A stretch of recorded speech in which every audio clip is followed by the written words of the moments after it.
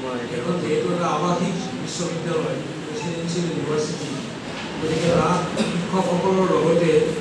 ছাত্ৰসকলে যাতে খুব ভালদৰে থাকিব পাৰে শিক্ষা গ্ৰহণ কৰিব পাৰে তাৰ কাৰণে হোষ্টেল প্ৰতিষ্ঠা কৰা হৈছিল আৰু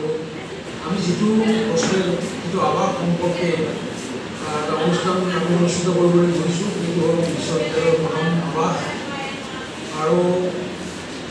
আপোনালোকে এই কথাও জানে যে গুৱাহাটী বিশ্ববিদ্যালয়ত এতিয়া 40টাতকৈ বেছি আৱাস আছে ল'ৰাৰ হোষ্টেল ছোৱালী হোষ্টেল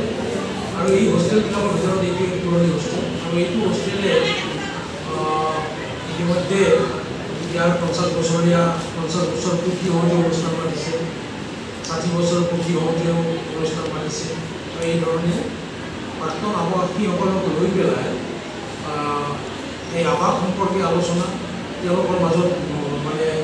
মতৰ বিনিময় আৰু বিশ্ববিদ্যালয়খনৰ কাৰণে যাতে তেওঁলোকৰ এটা আনুগত্য আৰু সদ্ভাৱ সদায় অটুট থাকে এই উদ্দেশ্যে এই এনেকুৱা অনুষ্ঠান পাতি আহিছে আপোনালোকে এই কথাও জানে যে গুৱাহাটী বিশ্ববিদ্যালয় ইতিমধ্যে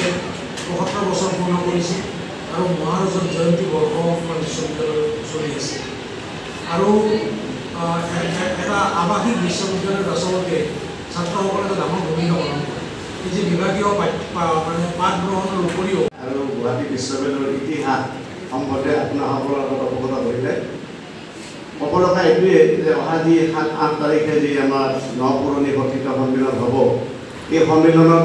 আমাৰ যিসকল পুৰণি আৱাসী অসমৰ লগতে ভাৰতৰ বিভিন্ন ক্ষেত্ৰত বিভিন্ন দিশত কৰ্মৰত হৈ থকা আৱাসীসকলক আমি যিমান পাৰোঁ আমি যোগাযোগ কৰিছোঁ আৰু যিসকলক আমাৰ যোগাযোগ কৰিব পৰা নাই আজিৰ এই সংবাদমেলৰ যোগেদি আপোনালোকৰ সহায় সহযোগিতাৰ যোগেদি তেওঁলোকক আমি আহ্বান জনাব বিচাৰিছোঁ তো অহা এই 2 দিনত আমাৰ যি বিভিন্ন কাৰ্যসূচী হাতত লোৱা হৈছে এই কাৰ্যসূচীসমূহত তেওঁলোকে যাতে উপস্থিত থাকি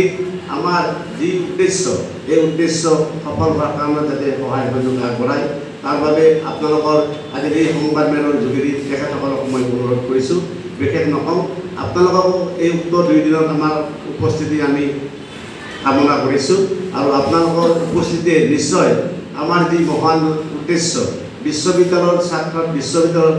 হকে কিবা কৰাৰ এটা মন এটা আছে সমাজৰ হকে কিবা এটা কৰাৰ মন এটা থকাৰ কাৰণে আমি এনেধৰণৰ নপুৰণি গঠিত সন্মিলনখন আমি অনুষ্ঠিত কৰিছোঁ আশা ৰাখিছোঁ আপোনালোকে আমাক নিশ্চয় সহায় সহযোগিতা আগবঢ়াব ধন্যবাদ।